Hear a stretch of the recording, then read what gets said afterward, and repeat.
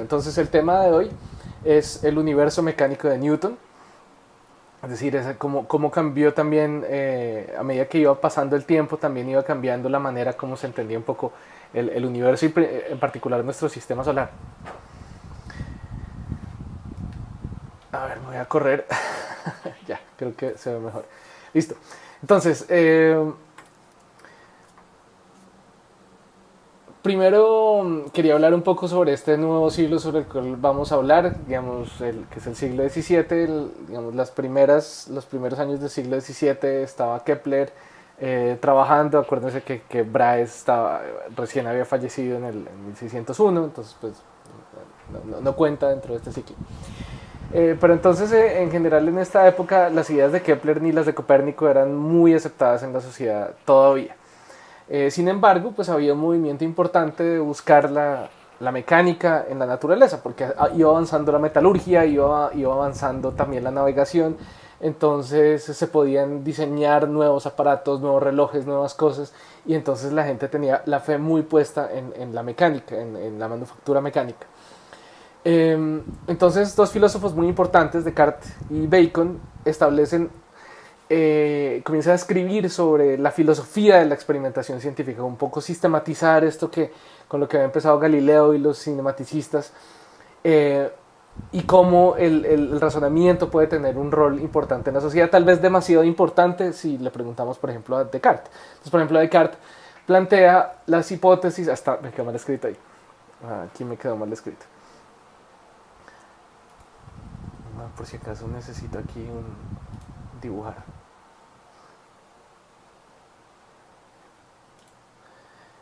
Entonces, aquí esto me quedó mal escrito.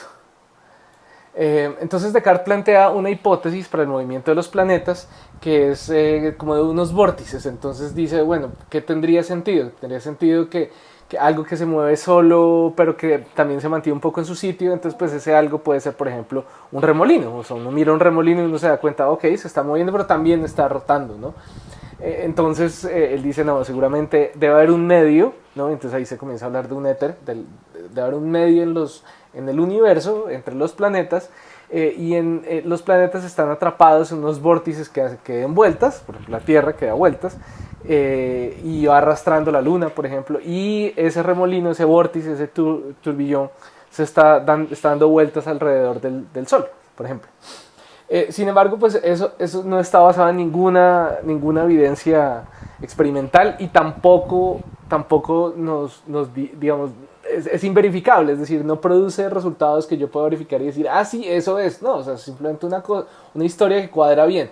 Por eso tal vez les decía que esto de Descartes tal vez es un poco demasiado, ¿cómo se dice?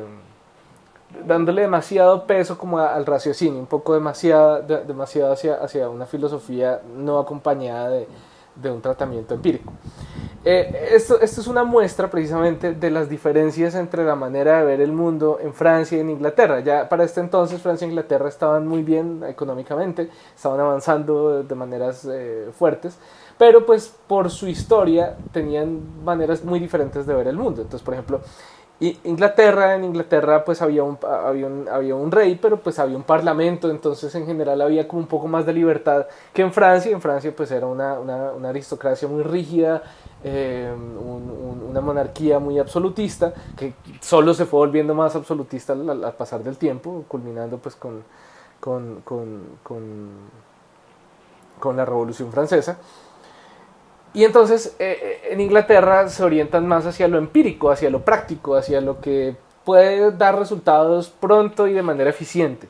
Los franceses, pues por estas estructuras un poco más rígidas, se orientan más como hacia el racionalismo, como hacia un poco, pues lo que llamaríamos vulgarmente, o tal vez despectivamente, echar globos, pero pues esencialmente como más orientado hacia la aristocracia, ¿no? Mientras que Inglaterra, pues digamos, más al nivel del hombre libre, digamos, sus herramientas son el empiricismo. Y entonces, por esa época se fundan las primeras academias de ciencia y las primeras revistas científicas en Europa. Entonces, por ejemplo, aquí les estoy mostrando a la derecha, este es el símbolo el escudo de la academia Leopoldina de Alemania, que no es la academia más antigua del mundo, pero es la que más tiempo ha funcionado desde su fundación en 1652. Es la academia oficial que reúne todos los principales investigadores en todas las áreas del conocimiento en Alemania, y hay de estas en todos los países ahora.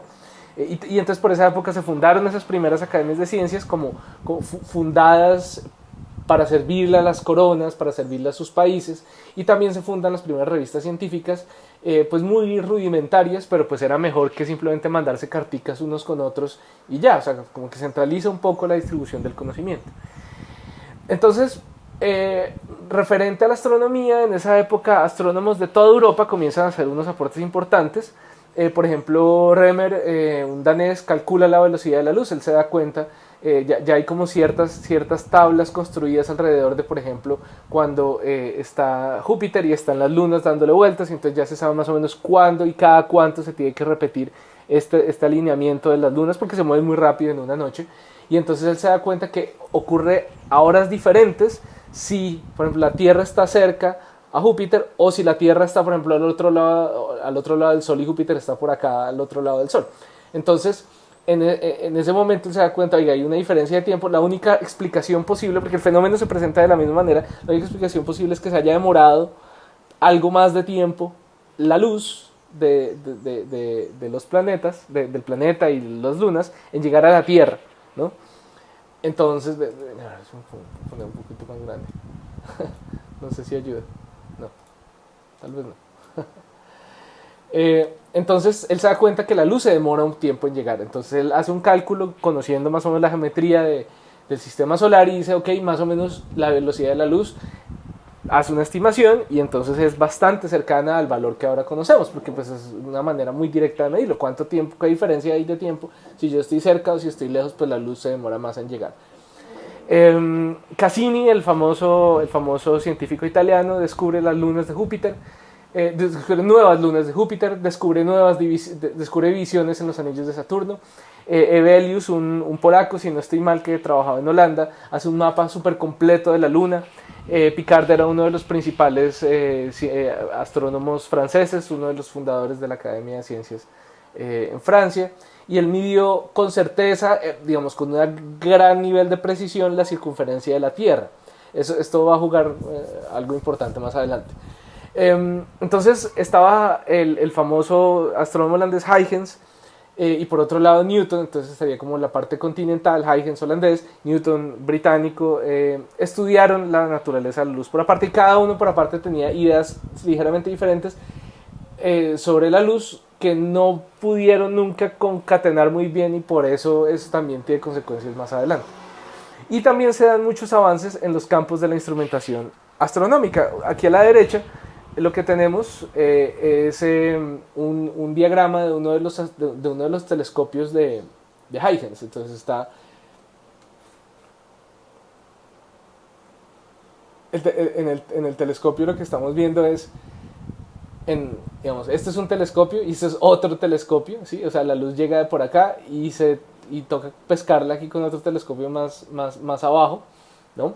Y entonces pues era una alineación súper difícil, pero pues era un poco para sobrepasar una limitación grande que tenían los primeros telescopios, y es que por lo gorditos que eran los lentes y las imperfecciones que tenían los lentes, entonces tenían algo que se llama aberración cromática, que tiene que ver con que la luz se desbarata en todos los diferentes colores, y cada color coge por un camino óptico diferente, y eso es lo que causa pues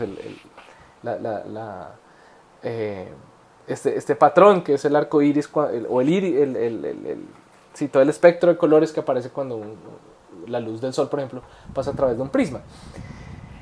Entonces, por ese efecto, se estaban buscando utilizar lentes más planitos, más delgaditos, y eso implicaba entonces dejar los lentes más lejos uno de otro. Entonces, para poder tener la misma capacidad de observación con un telescopio más pequeño, pero con menos de ese efecto de aberración cromática.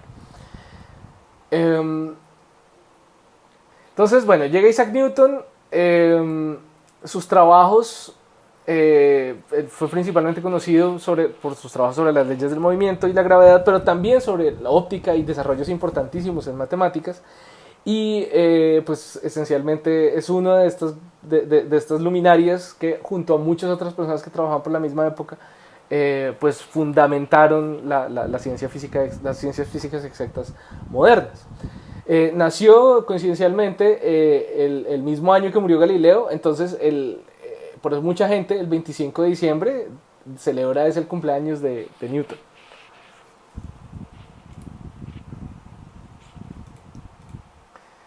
Entonces, él creció en una familia, pues, originalmente no muy adinerada, pero que después sí fue cogiendo más dinero gracias a algunas herencias. Eh, pero esencialmente él al principio no es muy buen estudiante en el colegio, pero por razones que todavía no se conocen, de un momento a otro cambió del todo y se volvió súper aplicado. Y logró entrar a la Universidad de Cambridge, al Trinity College, y entonces en 1665 cuando él ya estaba estudiando, llega la gran peste a Londres. No es la peste negra la diferente, o sea, no estamos hablando del mismo suceso histórico que la gran peste negra en el siglo XIV que acabó con toda Europa, sino un rebrote de la misma peste negra, la peste bubónica, y entonces cerraron la universidad, y Newton entonces se va a una finca, pasa 18 meses aislado en una granja que habían comprado o que había salido de una herencia, de una de las herencias de una herencia que recibieron con la familia. Entonces, durante ese año, él escribe que comenzó a pensar en la gravedad como algo que no estaba solo circunscrito a la Tierra, sino que se extendía hasta la Luna, que en ese momento no, digamos, ya separando un poco esta idea de las órbitas y esta idea de la gravedad, pues sí, o sea, no es inmediato pensar que son parte de un mismo fenómeno. Claro, y pues las ideas de Kepler, las ideas de Descartes, eran ideas totalmente fundamentadas en la gravedad es otra cosa totalmente diferente que las órbitas de los planetas, son fenómenos bien distintos. Entonces Newton comienza a decir, oye, ¿qué tal que no? ¿Qué tal que no? Y entonces, por eso está esta historia apócrifa, siendo una palabra que aquí significa, pues, posiblemente nunca pasó. Es que él vio caer una manzana y entonces al ver caer la manzana dijo, oh, descubrí la gravedad. No, obviamente eso no es así, cualquier persona con dos ojos sabe que las cosas caen, de hecho hasta un perro, o sea, uno le tira una pelota a un perro y el perro espera que caiga, entonces es decir, el perro descubrió la gravedad, no, digamos, Newton no descubrió que las cosas caían, porque a esa historia le hace falta, que es lo que escribe George Gamow en ese libro que estamos siguiendo, el de gravedad, le falta algo que sí tiene aquí en particular este dibujito de la derecha, que es la luna, ¿no? Claro, lo que le falta a esta historia es que Newton dijo, ¿y qué tal que la misma fuerza que hace que caiga la manzana es la que mantiene a la luna por allá arriba? ¿No? Ese es el cabezazo de Newton, que es cómo así que la gravedad se extiende hasta la órbita de la luna. Entonces él decidió comparar la fuerza requerida para sostener la luna en su órbita con las fuerzas de gravedad en la superficie terrestre. A ver si se lo agrandamos aquí un poquito y me voy corriendo. No. A ver. Listo. Entonces, pasa lo siguiente. Newton no trabajó en un vacío, o sea, él trabajó sobre ideas nuevas, pero que habían estado llegando por esa misma época. Y entonces, recordemos que Kepler había intuido que a partir de digamos, él vio las mareas terrestres, él dijo, y de pronto la luna tiene algo que ver con eso. No dijo en qué, ni le echó la culpa a la gravedad, pero dijo, de pronto tiene algo que ver con eso. No se pensaba, sin embargo, que la gravedad tuviera nada que ver con las órbitas, como lo acabamos de mencionar. Estaban estos herederos de los cinematicistas italianos contemporáneos a Galileo, estudiantes de Galileo como Cavalieri y Torricelli, conocido más por temas termodinámicos. Y ellos afinaron mucho los descubrimientos cinemáticos de Galileo, o sea, pudieron hablar ya del concepto de inercia, que ya después también pudo manejar Kepler con confianza. Y también este holandés Huygens, que tenía era muy bueno desde el punto de vista técnico, entonces como les digo, él construía telescopios y eso, pero también, como lo mencionamos hace un par de clases, en parte motivado por el problema de descubrir la longitud, o sea, mantener un reloj que no se descuadrara en un barco, y de mantener una mucho mejor precisión en la medición del tiempo. Entonces él comenzó a construir relojes. Entonces eso es para entender el movimiento de esos relojes, para entender mucho mejor el movimiento del péndulo, ¿no? Entonces él desarrolló un marco teórico, matemático muy específico para entender las fuerzas centrípetas, porque esencialmente el péndulo agarrado de una cuerda o de un palo, de una varilla que hace este movimiento oscilatorio, pues ese movimiento solo se puede explicar porque hay una fuerza que evita que caiga pues el peso del péndulo, que es, por ejemplo, la tensión. ¿Sí? La tensión entonces vendría siendo una fuerza central, porque es una fuerza que siempre apunta hacia el mismo punto, pues hacia el eje, ¿no? Entonces el péndulo se mueve de esa manera, pues siguiendo la fuerza centrípeta. Entonces él, por ejemplo, publicó este tratado que vemos aquí a la derecha, bueno, la primera página de este tratado que vemos aquí a la derecha, sobre los relojes, sobre el logium siendo una palabra, una traducción aproximada al latín de un reloj, ¿no? Bueno, entonces, bueno, dejamos a Newton en su granja. Y entonces, bueno, después de los 18 meses ya todo se normaliza, entonces él vuelve a Cambridge y entonces estudia muy detenidamente los trabajos de Copérnico, Galileo, Descartes, Kepler, Boyle, también muy conocido por avances en termodinámica. Y entonces él trabaja mucho con su tutor, que es matemático, Isaac Barrow, y entonces el tutor lo recomienda para ser profesor lucasiano, que era la cátedra que él tenía, era el puesto que tenía Isaac Barrow, cuando Newton apenas tenía 27 años. O sea, Newton no había publicado nada súper importante, pero le vio así, dijo, este man por dicho, yo le entrego el puesto y yo me voy a enterrar así, yo ya no voy a existir. Mentiras, el tipo lo que pasó fue que se comenzó a dedicar a la filosofía, que le llamaba mucho más la atención. Entonces, para poderse dedicar a eso, dijo, no, yo voy a entregar mi cátedra de matemáticas a este señor, a Isaac Newton. Y entonces Newton desarrolla una teoría corpuscular de la luz. Él dice, no, pues la luz realmente, si uno ve cómo se refleja, es como si yo tirara una pelota así a toda velocidad y ¡tum!, rebotara. Y entonces él comienza a pensar en la luz como unas partículas de pronto muy pequeñas que atraviesan algunos materiales que en otros materiales no los atraviesan, pero van tan rápido que rebotan. Y más o menos así se puede entender la teoría corpuscular. Pero esa teoría genera una rivalidad muy fuerte con Robert Hooke, quien está ahí debajo mío en el video. Que solo termina cuando Hooke se muere en 1703. ¿A qué me refiero con eso? Que Newton tenía escribió un libro que se llamaba Optics, y lo quería publicar, y Hooke nunca lo dejó publicar eso, porque Hooke decía, ese es mi tema y este man no tiene la razón. Y entonces ahí empieza una rivalidad muy dura con Hooke, conocido por la fuerza restitutiva de los resortes, ¿no? La ley de Hooke. Entonces Newton desarrolla las ideas sobre la gravitación universal basándose en parte en el trabajo de Huygens sobre las fuerzas centrales, desarrollado para el tema de los relojes, lo que hablábamos ahorita. Más adelante vamos a ver cómo todo esto se une.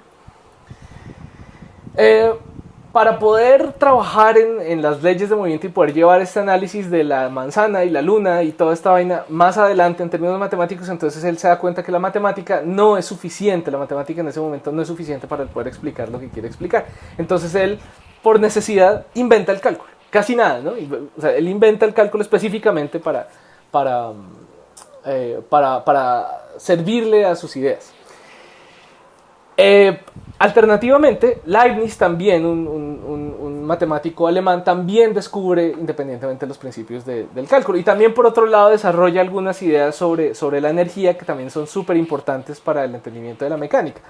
Muchos cursos de mecánica, un curso de física mecánica lo partiríamos así, a grosso modo, en 3 partes.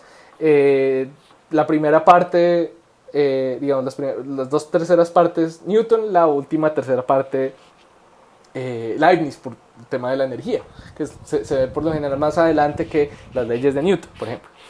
Entonces tuvieron una rivalidad muy fuerte, y los seguidores de cada uno se la pasaban agarrándose así, ¿no? Uno Team Newton, Team Leibniz, y se la pasaban agarrados todo el tiempo por quién se había inventado el cálculo primero. Y parece que cada uno se lo inventó por su lado, pero ninguno quería creer, estaba dispuesto a creer que el otro lo hubiera descubierto por su lado. Entonces, una rivalidad bien fuerte, quién lo había hecho primero y quién se había copiado de quién. Bueno,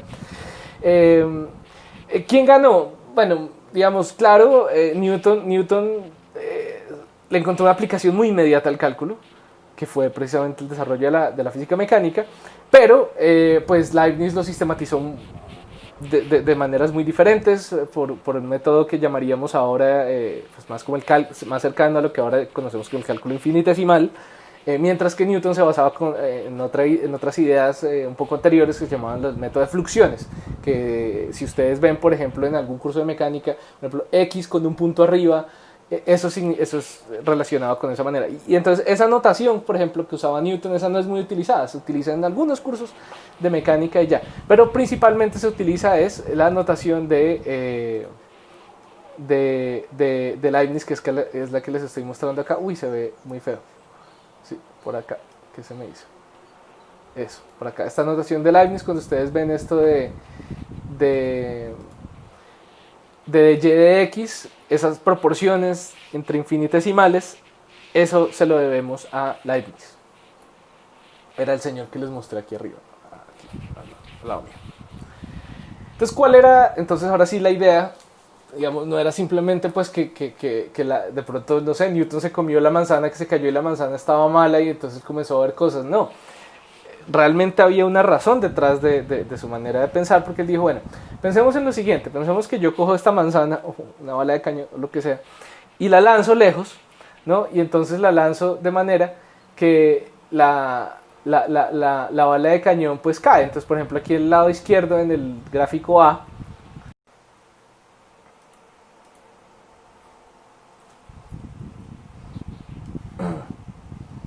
bueno, entonces Iván que dijo, bueno, pues miremos lo siguiente. Supongamos que yo soy esta persona aquí al lado derecho, aquí, lo que estoy señalando acá a este lado, con video bueno que me macho que este dedo.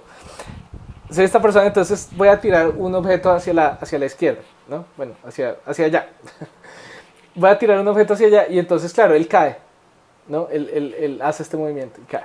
Pero si pienso que la Tierra es redonda y además tira para todos lados, en todas direcciones la gravedad, hacia el centro, entonces claro, si la tiro más lejos, entonces va cayendo, pero entonces como la Tierra se curva debajo, entonces cae un poquito más, digamos como que la Tierra se curvó debajo, como que la esquivó un poquito hasta que cayó. Pero si lanzo un objeto lo suficientemente rápido, entonces claro, el objeto arranca así y cuando iba a caer resulta que la Tierra ahora está así y la gravedad jala para otro lado y así.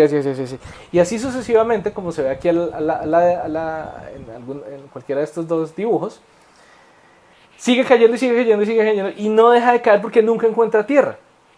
¿Sí? Sigue derecho, sigue derecho. Y entonces, claro, lo que se encuentra es que eso es una órbita. O sea, dijo, si esa es la luna puede estar ahí colgada del cielo, ¿no? Simplemente por acción de la gravedad, porque la gravedad es central, pero si la luna tiene esta trayectoria, entonces la luna sigue dando vueltas alrededor de la Tierra.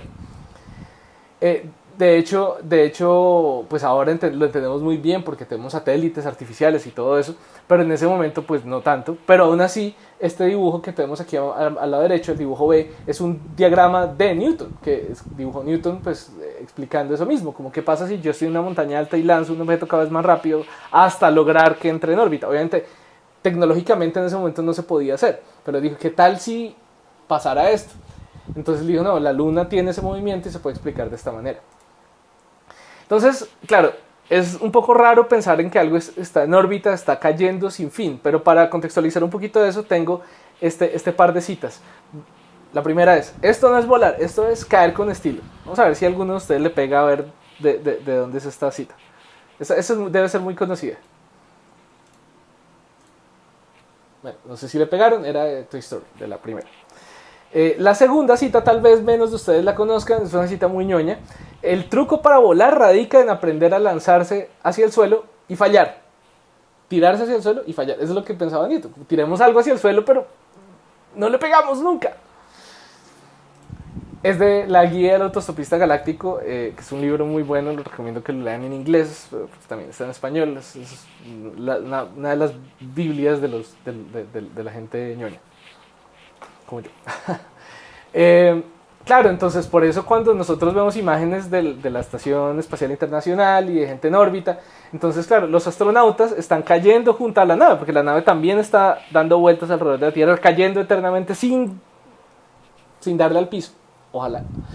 Y entonces los astronautas caen libremente con la nave y entonces están en caída libre y al estar en caída libre junto con la nave entonces ellos no sienten ninguna aceleración respecto a donde están. Entonces por eso experimentan lo que llamaríamos ingravidez o microgravedad.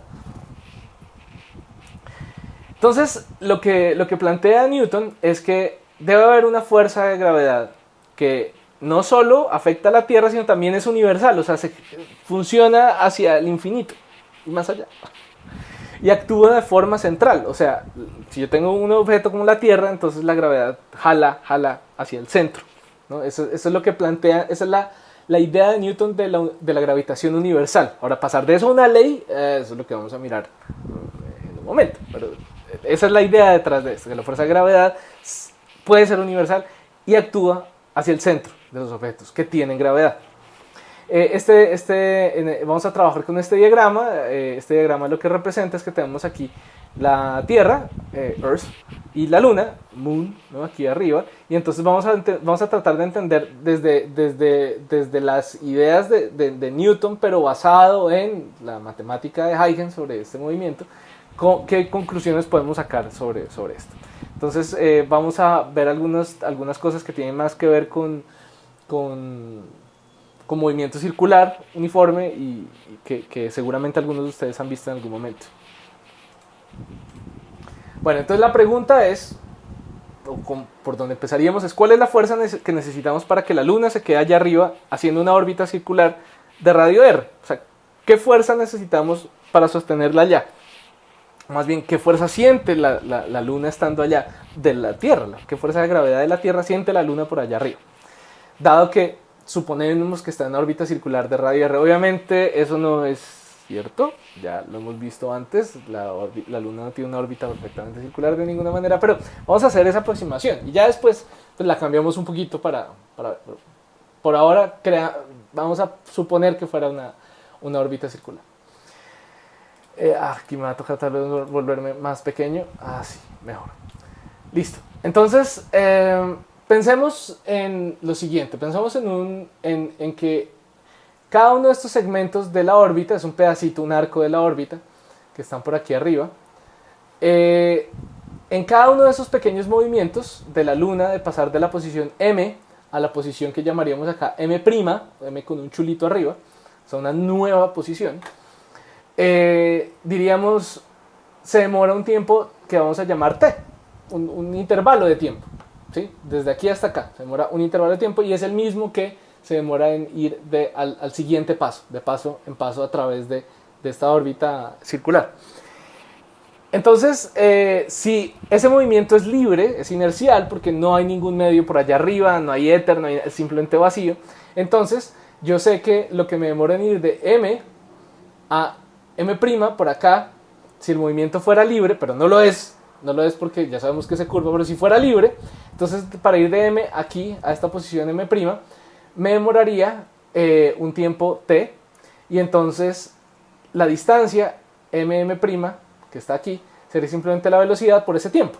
¿Sí? Que esa es la regla de Oresme, lo que decía Galileo, movimiento rectilíneo uniforme. Si tengo una velocidad y me demoro cierto tiempo a esa velocidad, entonces voy a recorrer cierta distancia que está dada por velocidad por tiempo. Esa es la distancia M'. ¿Listo? Entonces, claro, esa no es la única trayectoria, porque de hecho yo voy a llegar es aquí un poquito más abajo, a M2'. Y entonces esa componente adicional es la caída. ¿Sí? Son dos componentes, un movimiento rectilíneo y una caída. ¿Hacia dónde? Pues hacia el centro de la Tierra. Entonces, esa caída M', que vemos aquí abajo, que sería este pedacito de acá, esta flecha cortica aquí, ahí se curva la trayectoria. Entonces, ese movimiento de caída se superpone. Ya habíamos hablado que Galileo decía, no, pues si yo sumo este vector de aquí arriba con este vector de aquí, el que cae, pues entonces obtengo efectivamente mi desplazamiento de mi posición anterior a mi posición siguiente en la órbita, ¿sí? Posición real. Entonces yo puedo, sumando esos dos vectores, llegar a donde yo voy a estar.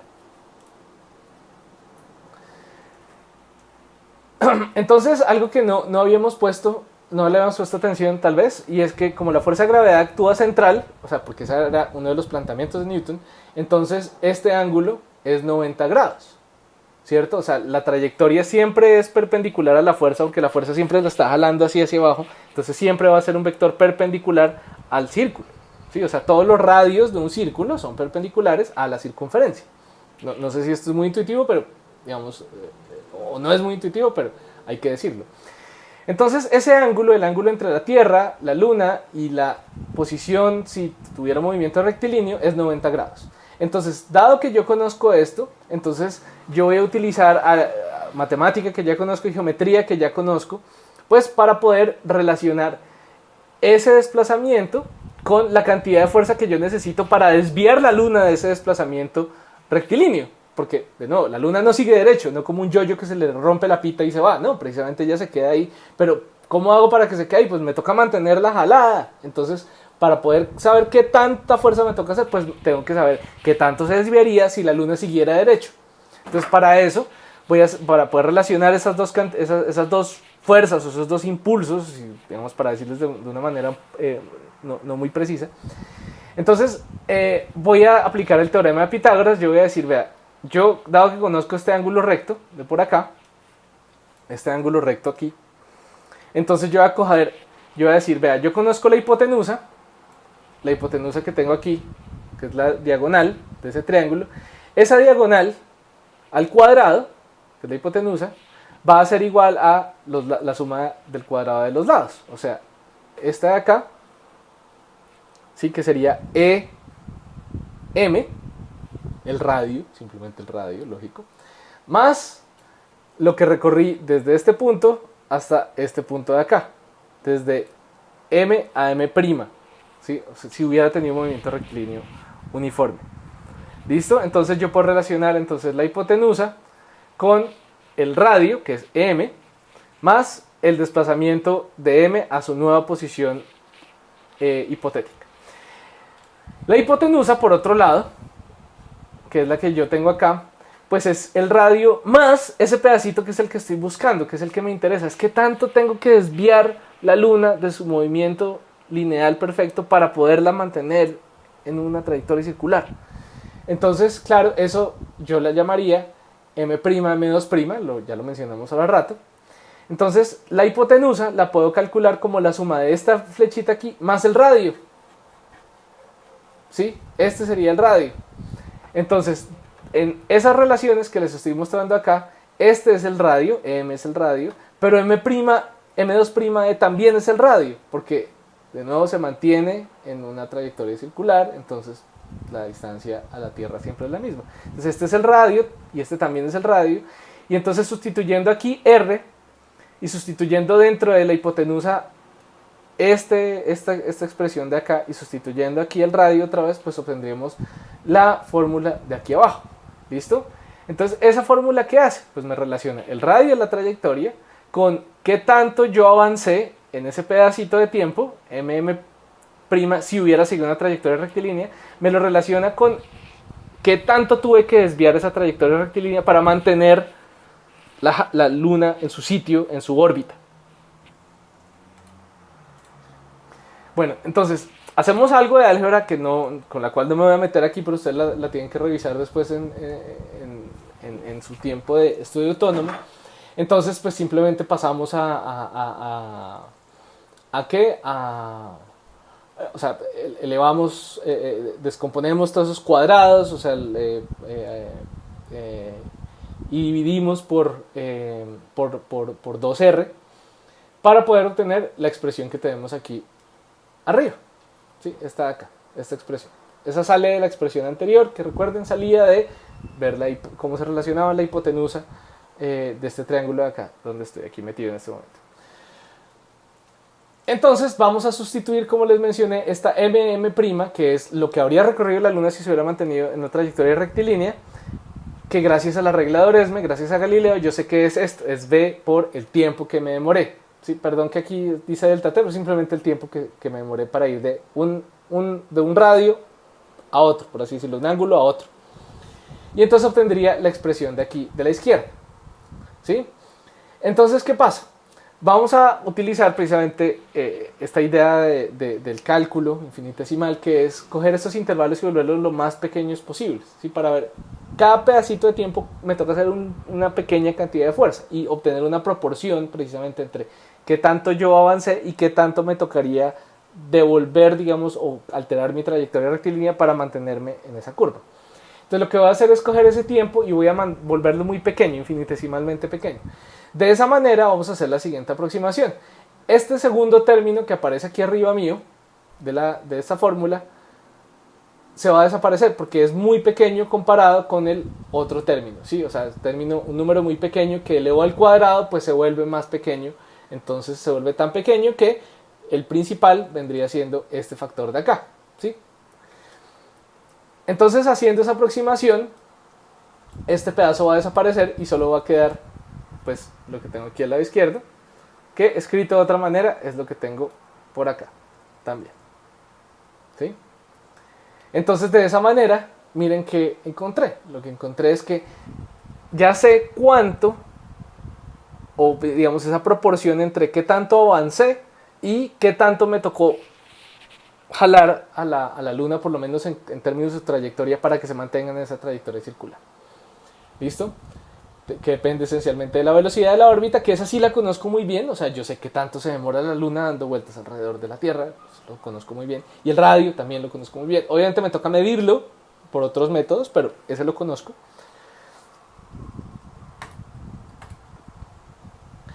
Y entonces nosotros comparamos, analizamos esta fórmula y la comparamos con la expresión de Galileo para el movimiento acelerado, ¿sí? Del movimiento de la caída, esencialmente. Entonces Galileo decía, vea, el desplazamiento es un medio de la aceleración por el tiempo al cuadrado, y aquí tengo también un tiempo al cuadrado. Una belleza. Entonces digo, ok, entonces la aceleración debe estar por aquí metida adentro. Efectivamente, con una micronésima de álgebra me doy cuenta que la aceleración que tengo aquí es igual a b al cuadrado sobre r, porque ya está el 1 medio que está acá, vean, perfecto, el cuadrado del tiempo al cuadrado aquí está, listo. Entonces lo que sobra es la aceleración, b cuadrado sobre r. Esta es la aceleración centrípeta, ¿sí? Eso ya lo había descubierto Huygens, ¿sí? Eso ya lo tenía muy claro Huygens. ¿Cómo es la aceleración centrípeta? Dependiendo de la velocidad de desplazamiento alrededor de la circunferencia y el radio de la órbita. Sí, yo conozco, digamos, estoy recorriendo 10.000 kilómetros en un segundo de órbita, listo, y conozco el radio de la órbita, pues entonces encuentro la aceleración perfectamente. Entonces, si conozco, como les dije, el periodo de revolución de la Luna y el radio de la órbita, entonces yo puedo encontrar la aceleración, ¿sí? Porque pues la velocidad es simplemente el perímetro sobre el periodo, sobre cuánto me demoro dando esa vuelta, y el radio pues también lo conozco muy bien porque lo he medido antes. Entonces, con el radio calculo el perímetro y conozco el periodo, porque conozco el periodo es 27.3 días, eso ya lo hemos hablado en clases anteriores. Entonces podemos encontrar la aceleración. La aceleración, ¿cuánto es? Ahora sí, ¿cuál es la aceleración que va a sentir la Luna de la gravedad terrestre si nosotros, por ejemplo aquí en la Tierra, ya sabemos, Galileo nos lo enseñó, sentimos más o menos 100 centímetros sobre segundo al cuadrado? Entonces encontramos que la aceleración es 0.27 centímetros sobre segundo al cuadrado, la que siente la Luna por allá arriba, ¿sí? Entonces podemos hacer una comparación entre esa aceleración, la aceleración terrestre que siente la Luna, y la que sentimos nosotros acá en la superficie de la Tierra, que es aquí, esta de acá, 980 centímetros sobre segundo al cuadrado. ¿Qué fracción es? Entonces, claro, voy a calcularla, voy a sacar aquí mi calculadora, si la encuentro. No la encuentro, entonces me toco con el teléfono. Bueno, entonces voy a hacerle al teléfono. Entonces, calculadora. Entonces ustedes también pueden hacerlo mientras tanto. Entonces, por ejemplo, ¿cuánto es 980 sobre 0.27? Entonces eso me da 3.629 y algo más, 3.629. Voy a anotar ese número por ahí, 3.629. Y entonces comparemos las distancias. Ahora, la distancia del radio de la Luna, o el radio de la Luna, el radio, o sea, la distancia radial de la Tierra a la Luna, con la distancia a la cual nosotros estamos. O sea, las distancias a la cual la Luna siente la gravedad de la Tierra y nosotros sentimos la gravedad de la Tierra, que es lo que es la aceleración que estamos comparando aquí arriba. Entonces, voy a poner aquí, el radio, la distancia a la Luna es 384.000 kilómetros, dividido la distancia que nos separa a nosotros del centro de la Tierra, que es 6.371, eso es 60. ¿Sí? ¿Qué relaciona esos dos números que acabamos de mencionar? Pues que si yo cojo 60 y lo elevo al cuadrado, a ver, igual a esto al cuadrado, pues me da 3630, más o menos, un número muy cercano a la fracción que yo había tenido aquí arriba. ¿Sí? Aquí había 3600 y pico, aquí 3600 y pico. Entonces Newton se dio cuenta de eso. ¡Ajá! ¡Qué coincidencia! No tendría por qué ser así. No tendría por qué ser así. O sea, ¿por qué la proporción entre las aceleraciones es igual al cuadrado de la proporción entre distancias? Pero al revés, que no sé si se dieron cuenta, esta proporción, primero está la distancia a la Luna y después la distancia a la que nosotros estamos, y este es al revés, la gravedad donde nosotros estamos, la aceleración de la gravedad y la aceleración de la gravedad que siente la Luna. Entonces está al revés, es decir que la relación entre la aceleración y la distancia, o sea, la aceleración de la gravedad y la distancia, va como el inverso del cuadrado de la distancia. Eso fue lo que descubrió Newton. Entonces Newton dijo, con las ideas, con la matemática de Huygens, entonces yo ahora voy a conocer que la aceleración que siente la Luna de la gravedad obviamente no es la misma que yo siento estando en la superficie de la Tierra. ¿Sí? Entonces, estando más lejos, pues siento menos la gravedad. ¿Qué tanto menos? Pues a medida que me voy moviendo, entonces va disminuyendo la gravedad. ¿Cómo? Como pues el inverso del cuadrado de la distancia. ¿Listo? Eso es lo que descubre Newton, que va como el inverso del cuadrado de la distancia, la fuerza de gravitación universal. ¿Listo? Él se da cuenta de esta coincidencia, ¿sí? Porque, digamos, esta relación inversa entre la fuerza, bueno, en este caso sería la aceleración realmente, pero pues sabemos que la aceleración y la fuerza se relacionan con simplemente la masa, gracias a la segunda ley de Newton, de la cual no hemos hablado todavía.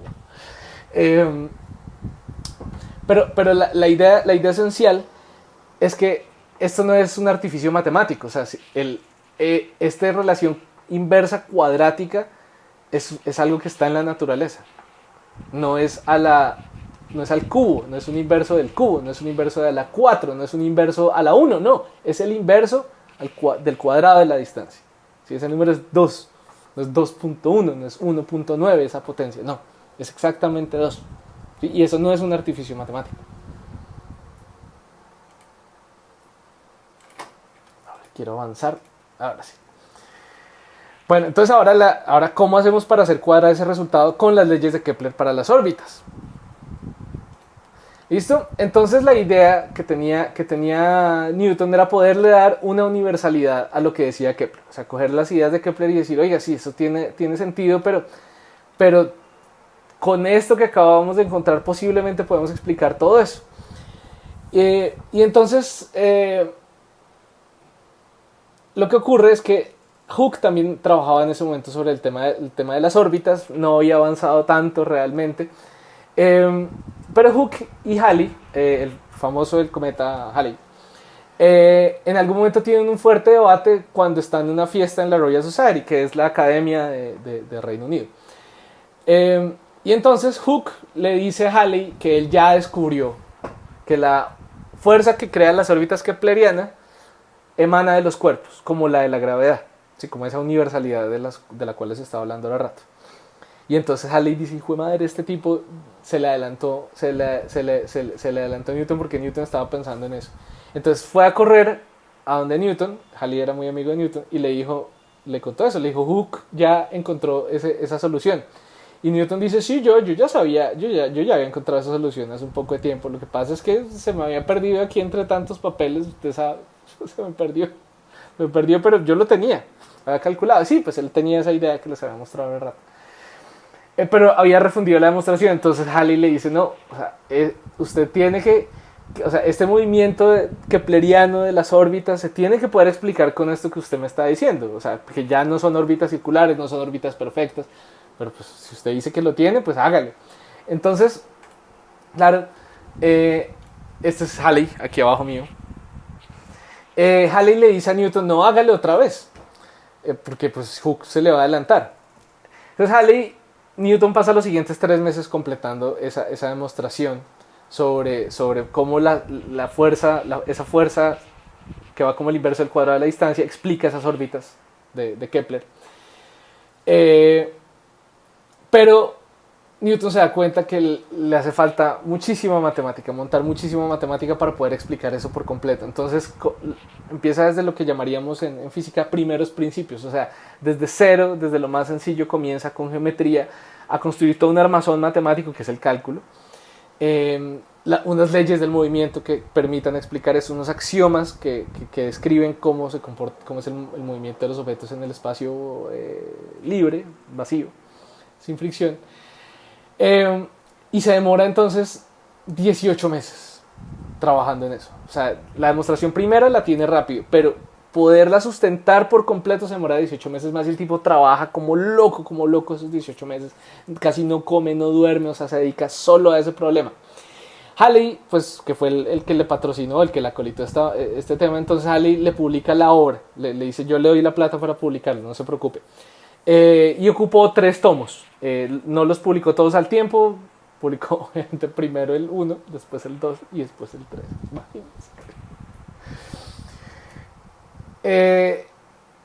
Y el libro es Principios Matemáticos de la Filosofía Natural.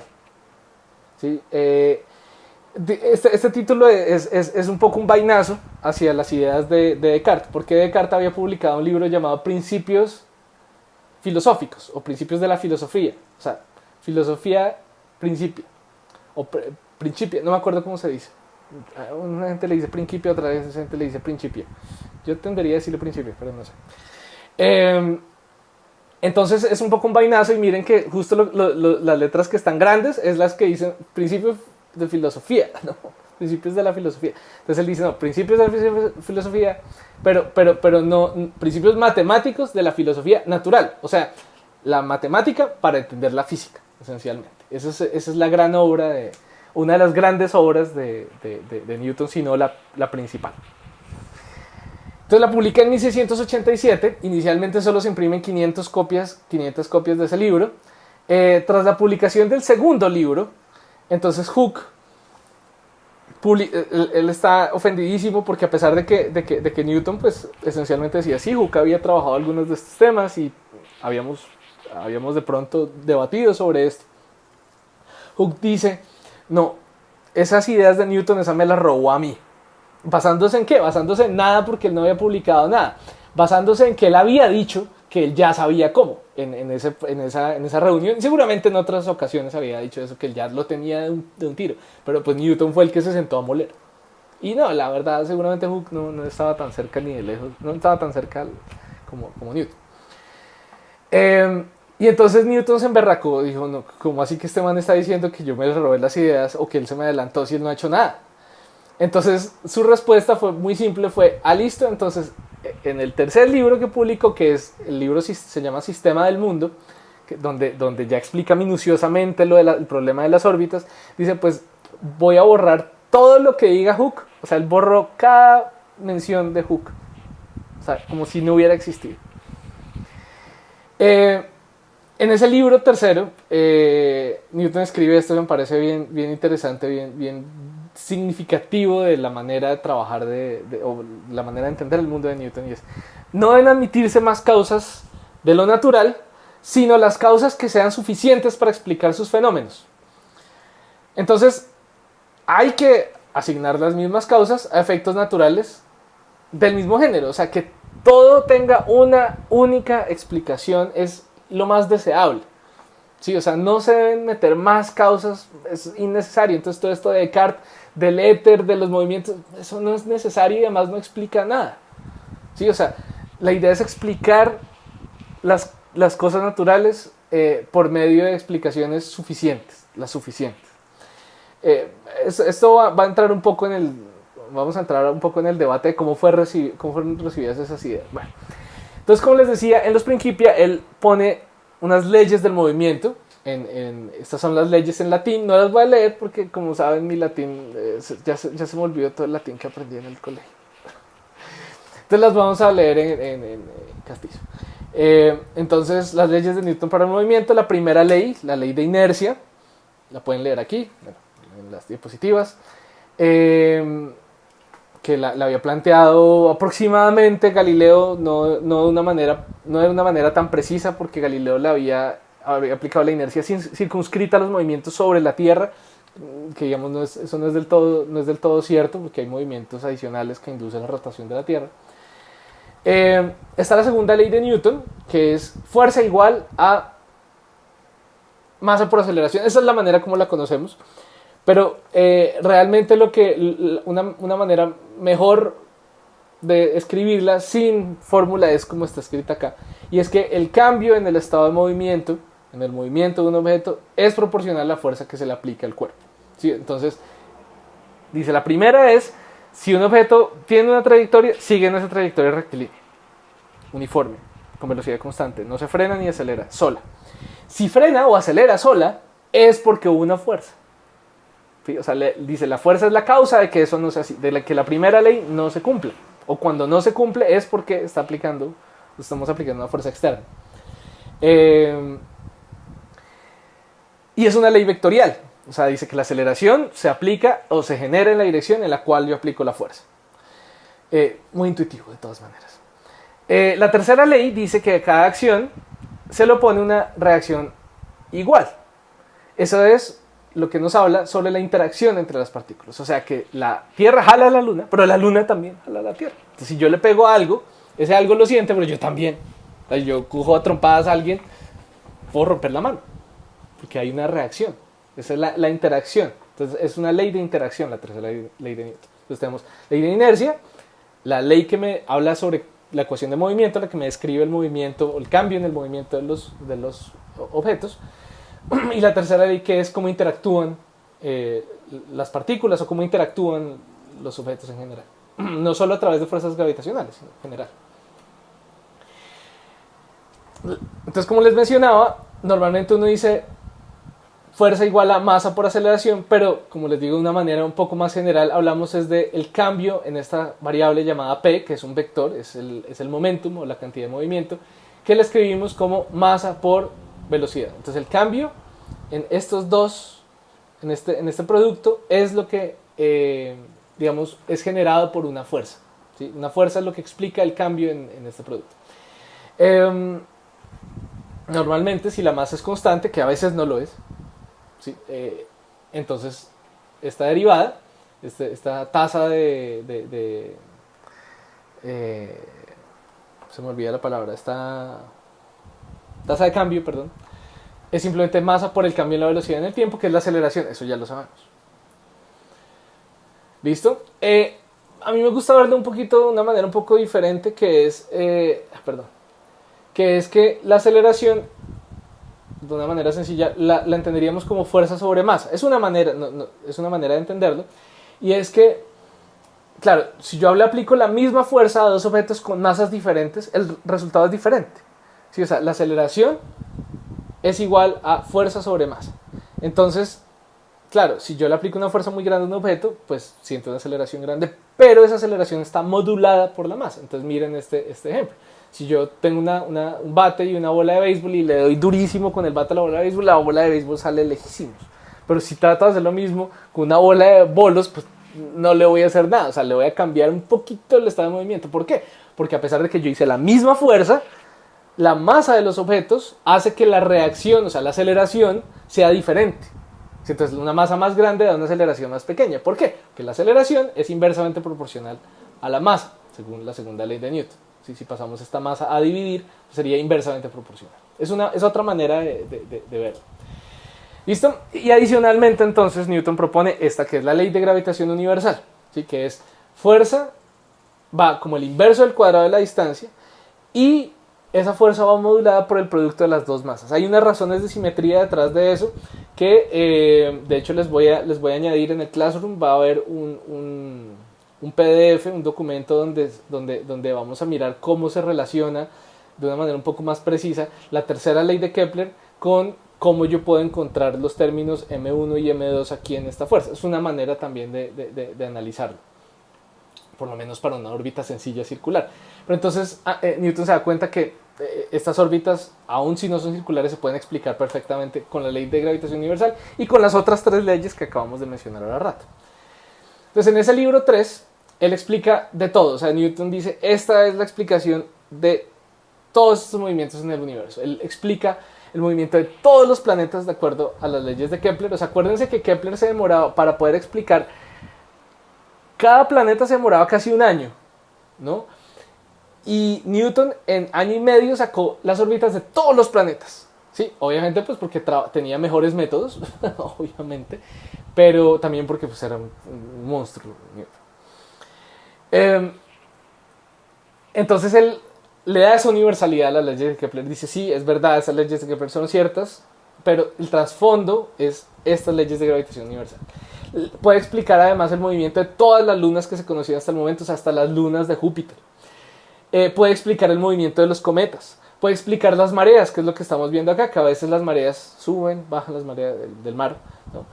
Y es precisamente, viene de la interacción entre la Luna y la Tierra, pero una interacción gravitacional, que eso era lo que Kepler no sabía, él no le pegaba eso, porque la idea de Kepler de las órbitas era que la Tierra jalaba así con una fuerza tangencial, ¿no? Una fuerza así de esta manera a los planetas, como jalándolos detrás.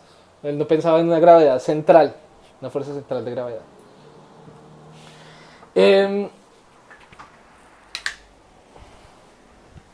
Ponemos luz acá.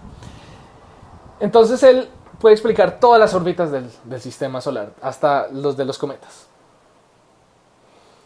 Más adelante, 100 años después, Cavendish hace un experimento ya pues mucho más avanzada la mecánica fina. Entonces ya se hace un experimento por medio de una balanza de torsión, ¿sí? O sea, se da cuenta cómo una masa muy grande afecta a una masa muy pequeña, y entonces obviamente las masas pequeñas tienden a acercarse a las grandes, entonces hay una pequeña torsión con la cual se puede estimar entonces de una manera un poco independiente o se puede verificar de una manera independiente esa ley de gravitación universal, aún con masas pequeñas. O sea, dice, la ley de gravitación universal no es solo para masas gigantes como la Tierra, la Luna, etcétera, sino todos sentimos y todos generamos además gravitación, que es el tema de la acción y reacción. O sea, no solo la Tierra nos jala a nosotros también jalamos a la Tierra.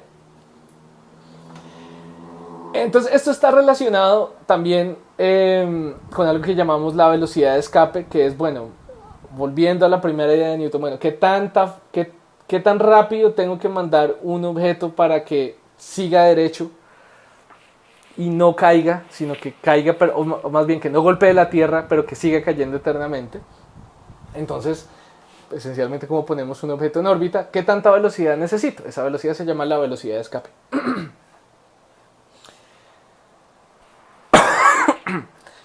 Entonces aquí vamos a tener lo que llamaríamos pues el término de la segunda ley de Newton, fuerza igual a masa por aceleración. Uy, se me descuadra aquí esto. Y por otro lado, aquí tendríamos entonces uno de estos resultados que hemos tenido al rato, masa por aceleración centrípeta igual, ¿sí? O sea, para poder estar en una órbita circular, masa por aceleración centrípeta, y sería igual a la fuerza de gravitación universal, ¿sí? A siendo b cuadrado sobre r, eso lo mencionamos hace rato, viene de Huygens, de el estudio de los péndulos. Y aquí la ley de gravitación universal. ¿Qué puedo obtener de esto? Pues la velocidad necesaria para estar en una órbita, para que la fuerza centrípeta sea exactamente la causada por la gravitación universal. Entonces despejo, hago un poquito de álgebra, y entonces llego a esta fórmula que es la que me dice, vea, la velocidad que usted tiene que tener para poder salir de un planeta con masa m, si usted está ubicado, si el planeta tiene un radio r, entonces tanto, y de esta manera se calcula. Si no estoy mal, la voy a buscar acá rápido, pero si no estoy mal es como 11 kilómetros por segundo o algo así. A ver, busquemos fácil. Earth escape velocity 11.2, me equivoqué, 1.2 kilómetros por segundo. Ah, bueno, este ejemplo lo tenía para la clase presencial, pero pues no. Eh, entonces, pero se los dejo de todas maneras para que lo hagan. Ay, perdón, es que se me descuadra acá. Para que lo hagan, también para que calculen si conocen la masa de la Tierra, conocen el periodo de rotación de una Tierra imaginaria que estuviera alrededor de otra estrella, cuál sería la masa de esa estrella, si ya no fuera el periodo de rotación de un año, sino de 0.7 años, por ejemplo.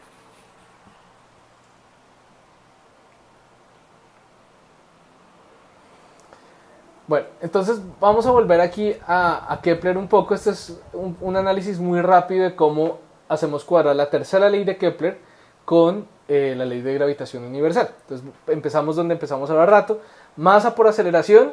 Acuérdense que está la aceleración centrípeta. Está aquí, que tengo aquí arriba mío. Aceleración centrípeta va cuadrado sobre R. Masa por aceleración igual a fuerza, segunda ley de Newton. ¿Cuál fuerza? La ley de gravitación universal me dice cuánto es esa fuerza. G por M por M por las producto de las masas sobre el radio al cuadrado. Ah, se me olvidaba decir que G es una constante, la constante de gravitación universal, que lo que hace es esencialmente traducirme la masa de kilogramos, perdón, traducirme las unidades de kilogramos en la masa y kilómetros o metros en la distancia, me la traduce a newtons de fuerza. Y entonces, bueno, si yo conozco el movimiento circular, que la velocidad que me demoro, llevo cuando tengo una órbita circular es perímetro sobre periodo, o sea, cuál fue el perímetro recorrido y cuánto me demoré recorriendo ese perímetro, o sea, un periodo. Perímetro es 2pi por el radio de la órbita, t es el periodo que yo lo puedo conocer. Y entonces si yo cojo esta expresión para radio y periodo y la introduzco aquí arriba, en esta relación que me da la segunda ley de Newton y la ley de gravitación universal, entonces obtengo esto de aquí abajo. ¿Qué es? Es algo que me relaciona, entonces, los radios con los periodos. Y eso es exactamente lo que estaba detrás de la segunda ley de Kepler, o de la tercera ley de Kepler, que era lo que intentaba hacer cuadrar Kepler. ¿Se acuerdan que lo dijimos? Kepler decía, bueno, cojamos o sea, claramente una relación creciente entre radios y periodos para las órbitas de todos los planetas del sistema solar, pero cómo se interrelacionan entre ellos. Entonces, se da cuenta, la relación es radio, radio al cubo, periodo al cuadrado. Eso es lo que dice Kepler. Y entonces Newton dice, pues sí, efectivamente, si la ley de gravitación universal es la que yo digo, le hago álgebra a esta formulita de acá, cancelo las m's, cancelo esta m de aquí abajo con esta m de aquí abajo, se van. Y entonces cancelo una de estas r's de aquí abajo con esta r de aquí abajo. Paso a multiplicar esta r al cuadrado. Por dicho, hago álgebra. Y llego entonces a esta expresión. Que el radio al cubo y el periodo al cuadrado están relacionados por nada menos que una constante. Bueno, son de hecho varias constantes, pero pues como son todas constantes como si fueran solo una, que es g por m sobre 4pi cuadrado o 4pi cuadrado sobre gm, como la querramos ver. Esencialmente es un número constante. Claro, ¿cuál es m? Pues la masa del Sol, que es la misma para todos o sea, es la masa central para todas las órbitas de todos los planetas. Entonces, esta relación de acá, no depende de la masa de los planetas, que eso fue lo que descubrió Kepler, que esta relación entre el radio y el periodo no depende de la masa de los planetas. Bueno, entonces, ¿qué consecuencias tuvo la publicación de los principios matemáticos de la filosofía natural? Bueno, varias cosas. Estas nuevas ideas, como toda nueva teoría, tienen que abarcar y mejorar todo lo que venía antes. ¿Qué era lo que venía antes? Pues todos los descubrimientos de la cinemática de Galileo y Kepler sobre el movimiento. También le cambian un poco el sentido de las leyes de Kepler, porque las leyes de Kepler eran simplemente regularidades empíricas. O sea, era como, esta es la mejor matemática que se ajusta, la elipse es la que mejor se ajusta, radio al cuadrado sobre radio al cubo sobre periodo al cuadrado para todos los planetas es una constante. Todo eso es unas regularidades empíricas. Pero entonces, todas esas regularidades empíricas, Newton va a decir, no, esto viene solo de unas pocas leyes, de unas pocas ideas y un montón de geometría, pero esencialmente muy pocos principios elementales o fundamentales, si preferimos verlos así. Consecuencias de una gravitación universal. Newton después le ayuda a Halley, a su amigo, a modelar las órbitas de cometas, con lo cual puede descubrir el cometa Halley, dándose cuenta que hay cierta regularidad en la aparición de este cometa. No acuerdo cuánto es, como 70 y algo años, 80 y algo años, algo así, un poco menos de un siglo. Entonces aquí es donde entra el debate complicado, porque nuevas ideas hay gente que no las quiere escuchar. Entonces se abre este debate entre Inglaterra y los científicos continentales, pues en Francia, pero también en Holanda, en Alemania. Entonces Newton adquiere fama y fortuna en Inglaterra, le dan unas posiciones muy importantes en juntas científicas importantes. De hecho hasta le encargan renovar como algunas cuestiones de las finanzas británicas, o sea, mejor dicho, le va súper bien. Pero en el resto de Europa no le creían de mucho. ¿Sí? Perdón, no quedó aquí muy claro. Perdón. A ver, aquí y aquí. Listo. Ya casi terminamos. Aquí puse la imagen del Brexit. Porque en Europa no le creían mucho a las ideas de Newton. Principalmente chocaba esa idea de que el espacio era vacío. Entonces, claro, Descartes, francés, decía el éter, los tourbillons, ¿no? Pero eso, Newton decía, no, eso no sirve para nada y no es necesario pensar en ningún éter ni nada de eso. Pero ¿cuál era el apego al éter? Pues que Huygens, por ejemplo, había estudiado la luz y había dicho, no, la luz es un fenómeno ondulatorio, pero como cualquier onda necesita un medio en el cual moverse, como el aire, como el agua. Debe haber algún medio a través del cual la luz, que es una onda, se propaga entre los planetas, entre el Sol y los planetas. De alguna manera se tienen que propagar a través de algún medio que se decía debe ser un éter. Entonces chocaba mucho y por eso Huygens nunca estuvo del todo de acuerdo con las leyes de gravitación universal, pero también porque Newton no explicaba la causa de las fuerzas.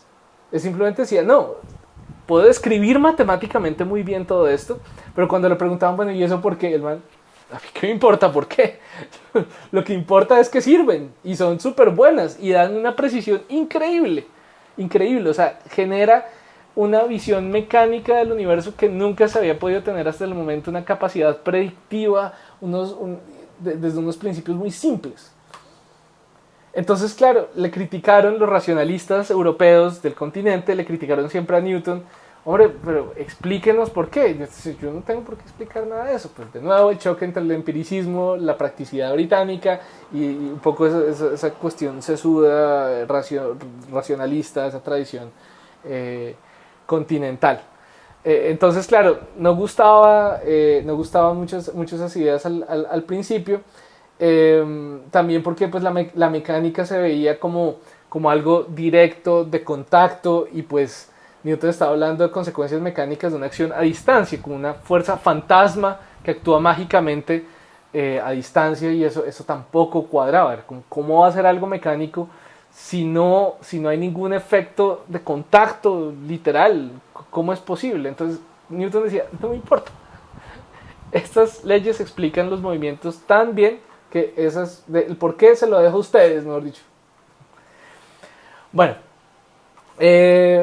algunos de los detalles de la vida de Newton los saqué de uno de los capítulos de este libro de Stephen Hawking sobre algunas de las ideas matemáticas que cambiaron el mundo, y ya con eso los dejo, y nada. Vamos a ver cómo nos sigue yendo con este experimento de hacer, pues experimento no, porque pues no, vamos a seguir haciéndolo, pero vamos a tratar de mejorarlo. Entonces si tienen algunas observaciones, por favor me están diciendo ahí por el foro, por Slack, y si no, pues por el correo, y si no, por el Classroom, y si no, pues, mejor dicho, tenemos muchas maneras de comunicarnos virtualmente. Entonces pues yo yo estoy ahí pendiente, si me demoro un poco pues me disculpan, pero de nuevo, en el horario de clases cuando voy a estar ahí más encima de eso.